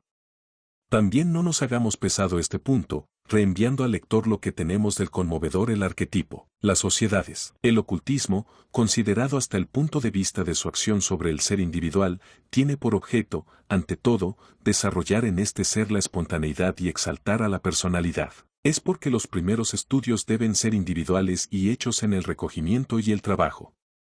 Hay que aprender a conocer la fuerza de su voluntad, pero es allí solamente el principio. Es la creación por el ser de un dinamismo que lo perderá si ellos no es ejercido sobre el mundo exterior. Una vez armado, hay que poder sin temor lanzarse a la pelea, hay que actuar la sociedad rebelde por la acción, por la ciencia o por el arte. Es mientras el joven investigador quiera ponerse en relación con las sociedades que se ocupen de cerca o de lejos de ses cuestiones. Entrará o sea en un grupo espiritista, o sea en una sociedad magnética, o sea en un grupo de estudios filosóficos. También debemos, para acabar, decir algunas palabras de las ideas diversas y representadas y de las principales escuelas que existen actualmente en Francia. En primer lugar, ¿cuál título toma al recién llegado? Títulos y grados. En la antigüedad los grados científicos que fueron librados por facultades que confieren todos los títulos después de pruebas iniciáticas, estos grados tenían totalmente un carácter sacerdotal. Así es como la palabra de Hermès Trismégiste designaba la Universidad Central, cuyos templos todas las facultades regionales llamadas eran las ramas. Los doctores de cada una de estas facultades tomaban el nombre de sacerdotes, sacerdote de Esculape, doctor en medicina, sacerdote de Apollón, doctor en artes, etcétera, etcétera. Además, los altos grados científicos conferidos en los centros diversos daban los títulos sucesivos de hijo de la mujer, licenciado, el hijo de los dioses, catedrático, el hijo de Dios, iniciador, practica y profesor, etcétera, etcétera. Estos nombres cambiaban además según las universidades. En Egipto, el Miste y el Epopte indicaban grados equivalen a los altos grados de los misterios de Mitra, en Persia, y el Epopte equivalía a título de mago que, entre los judíos iniciados, equivalía al cabalista. En nuestra época, las sociedades secretas conservaron ciertas denominaciones sacerdotales. Pero, para evitar el ridículo, estos grados generalmente son designas por una carta M asterisco asterisco asterisco, o por una cifra 18 grados asterisco asterisco asterisco, a menos que pertenezcan a título, asterisco en calidad asterisco, de la orden. También, cuando ustedes verán, en nuestra época, a individuos titularse magos o hieropantes o, hijo de Dios, sin que existe asamblea patente u oculta capaz de librarles títulos iguales, al examen, sean persuadidos que ustedes están en relación con ignorantes o con vanidosos, si N es más. El ocultismo y el espiritismo. Hablamos ya a menudo, en el curso de nuestra exposición, fenómenos dichos espiritistas. La existencia de estos fenómenos constituye hoy un hecho tan innegable como la existencia de los fenómenos del hipnotismo y de la sugerencia. Pero sabia que se ocuparon de estos hechos, como Crookes y Lombroso, si certificaron la realidad, siempre hicieron las reservas más grandes que concernían a teorías espiritistas. Basta además con leer un artículo, bastante mal documentado por otra parte, pero exponiendo bien las ideas de nuestros contemporáneos sabios, en la revista filosófica del 1 de abril. 1892, el autor es señor Pau. Janet. Veremos allí cómo las teorías son, consideradas por los filósofos como contemporáneos. Es después de haber reconocido la insuficiencia de la teoría espiritista hasta el punto de vista de las exigencias de ello. Ciencia contemporánea que hemos sido hechos exponer las ideas del ocultismo que tocan los mismos hechos. El ocultismo no niega, jamás negó la posibilidad de comunicar con los seres defectos, pero restringe considerablemente el número de las comunicaciones efectivas. La mayoría de las veces, en efecto, se trata de hechos de autosugestión o de hipnotismo trascendental, hechos en los cuales las fuerzas de los médiums y asistentes intervienen únicas, pero el ocultismo abastece de estos hechos una teoría complicada y abstracta, por algunos puntos, para ciertas inteligencias, susceptible de satisfacer un espíritu riguroso, pero muy poco simple para muchas personas. Es porque vivamente aconsejamos a todos nuestros lectores todavía poco familiarizados con estas cuestiones, de estudiar primero la teoría espiritista y de practicar el espiritismo por medio de todos los mediums de los que podrán disponer. Y tan hasta el espiritismo les parece ser la expresión total de la verdad, si esta doctrina esencialmente consoladora basta para sus aspiraciones, si se abstienen bien de buscar otra cosa. El espiritismo enseña, en efecto, la constitución ternaria del ser humano, el estado del espíritu en el plano astral es bien descrito por la doctrina del erraticité, la ley de la reencarnación con todas sus consecuencias sociales es bien expuesta, y un miembro de la antigua Universidad Hermética de Egipto reconocería en esta doctrina simple y consolante las preliminares de toda iniciación. El filósofo contemporáneo buscaría vanamente, es verdad en el espiritismo, una teodicea, una cosmogonía o todavía una metafísica original, pero el espiritismo destina un amor tan intenso para la experimentación y tal desprecio para toda doctrina metafísica, sea científica, que el filósofo no tiene que decir nada. También, todavía repitámoslo, comience siempre por el espiritismo, y, si esta doctrina plenamente responde a sus aspiraciones, quédese de allí. No somos unos sectarios que aspiran a la posesión exclusiva de la verdad, somos unos investigadores independientes, y toda convicción sincera merece nuestro respeto. Si no obstante la acción constante de los espíritus en la producción de estos fenómenos no le parece tan evidente que queremos decirlo, si usted observa analogías estrechas entre las comunicaciones obtenidas y el intelectualité del medium, si sus estudios conducidos según los principios del positivismo, le llevan a estudiar las relaciones del hipnotismo y de los hechos espiritistas a los que usted podrá comprobar, entonces aborda el ocultismo, cita cuenta teorías que pone por delante por la explicación de estos hechos todavía extraños. El estudio y la explicación de los fenómenos del astral constituyen solo una porción ínfima del dominio del ocultismo, lo vimos. También hablamos de estos hechos solo para mostrar que, tan muchos de los que trabajan actualmente en la aplicación del ocultismo a nuestros conocimientos a contemporáneas comenzaron por estudiar prácticamente el espiritismo, es el que en efecto es allí la vía que vivamente les aconsejamos a todos los principiantes seguir. Un ocultista que no conocería la teoría espiritista y los fenómenos espiritistas sería por cierto una excepción entre nosotros. Justo solo comenzando por ahí puede darse cuenta posteriormente de complicaciones y dificultades aparentes que les presenta el ocultismo a los principiantes. Quisimos hacer ocultistas a los adversarios de los espiritistas. ¿Por qué? El ocultismo es mucho más abstraído, más complicado en sus explicaciones que el espiritismo. También somos persuadidos que basta con entenderse y que el tiempo se encargará de poner a todo el mundo de acuerdo. La sociedad teosófica. Si vivamente les aconsejamos a nuestros lectores comenzar sin temor sus estudios con los fenómenos y las teorías espiritistas, es porque él se encontrarán allí en presencia de investigadores cuya sinceridad no puede generalmente ser puesta en duda. En cambio, les aconsejamos la prudencia más grande si nunca el vienen para ser puesto en informe de cerca o de lejos con la sociedad de la que el nombre figura más arriba. Que les baste con saber que todos los escritores franceses se retiraron súbitamente de esta sociedad y que nosotros mismos, nosotros debimos pedir 2 veces nuestra expulsión de tal medio. No queremos decir sobre eso más, pero, si algún lector desea ocuparse de orientalismo y especialmente del ocultismo en Oriente, que él ir al Museo Guimet si está en París y que se pusiera en contacto con la dirección. Sino, que se proporciona las publicaciones, en lengua inglesa y hecha por el Estado que concierne al budismo y las religiones y las filosofías de la India. Todo esto no le costará nada o, por lo menos, le costará muy poca cosa, y se enterará tan seriamente de la cuestión.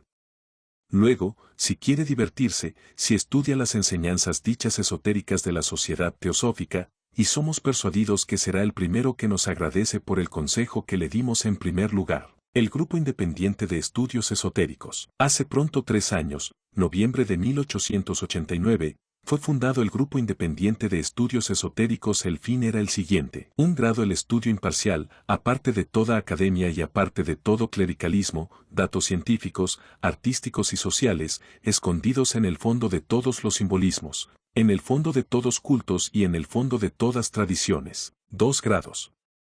El estudio científico, por la experimentación y la observación, fuerzas todavía desconocidas de la naturaleza y del hombre, fenómenos espiritistas, hipnóticos, mágicos y teúrgicos. 3 grados.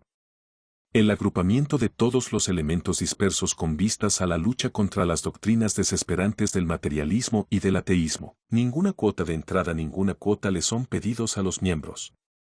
Los abonados de una de las revistas publicadas por el grupo hacen derecho parte de los círculos de estudios, sobre su petición. En la actualidad 1892, el grupo, fundado al principio en una pequeña oficina, posee en París, 29, Rue de Trevise, un salón de actos y una sala de lectura anexionadas, una librería de lo maravilloso, especialmente consagrada a la venta y a la edición de las obras espiritualistas. Además, el grupo le cuenta tanto con París como en la provincia y al extranjero, 96 grupos de experimentación, ramas y corresponsales. Es la sola sociedad espiritualista que, en Francia, hubiera podido constituir tal agrupamiento regularmente establecido. Los trabajos se prosiguen en París en comisiones, grupos cerrados de estudios, ocupándose cada una de una cuestión especial. Los informes son publicados en el Velo de Isis, órgano semanal del grupo. Además de este Velo de Isis, redactor jefe, Julián Lejay, secretario de la redacción, L. Mauchel. El grupo posee La Iniciación, la revista mensual dirigida por Papus, la Psique, revista mensual de arte y de literatura. Redactor jefe, Emilio Michelet, secretario de la redacción, Agustín Chaboseau, Dollar París, semanal, directora Sta.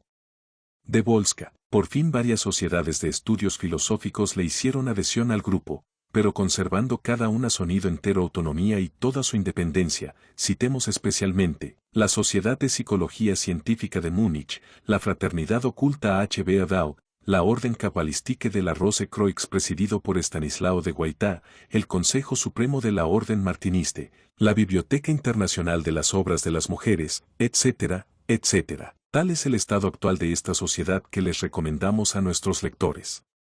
Las personas que desearían informaciones más amplias nos encontrarán todo el mercredis de las 5 a las 7, 29, Rue de Trevise, o pueden escribirnos a esta dirección. Conclusión. Últimamente en el ocultismo estuvo expuesto a ataques apasionados tanto en Francia como en el extranjero.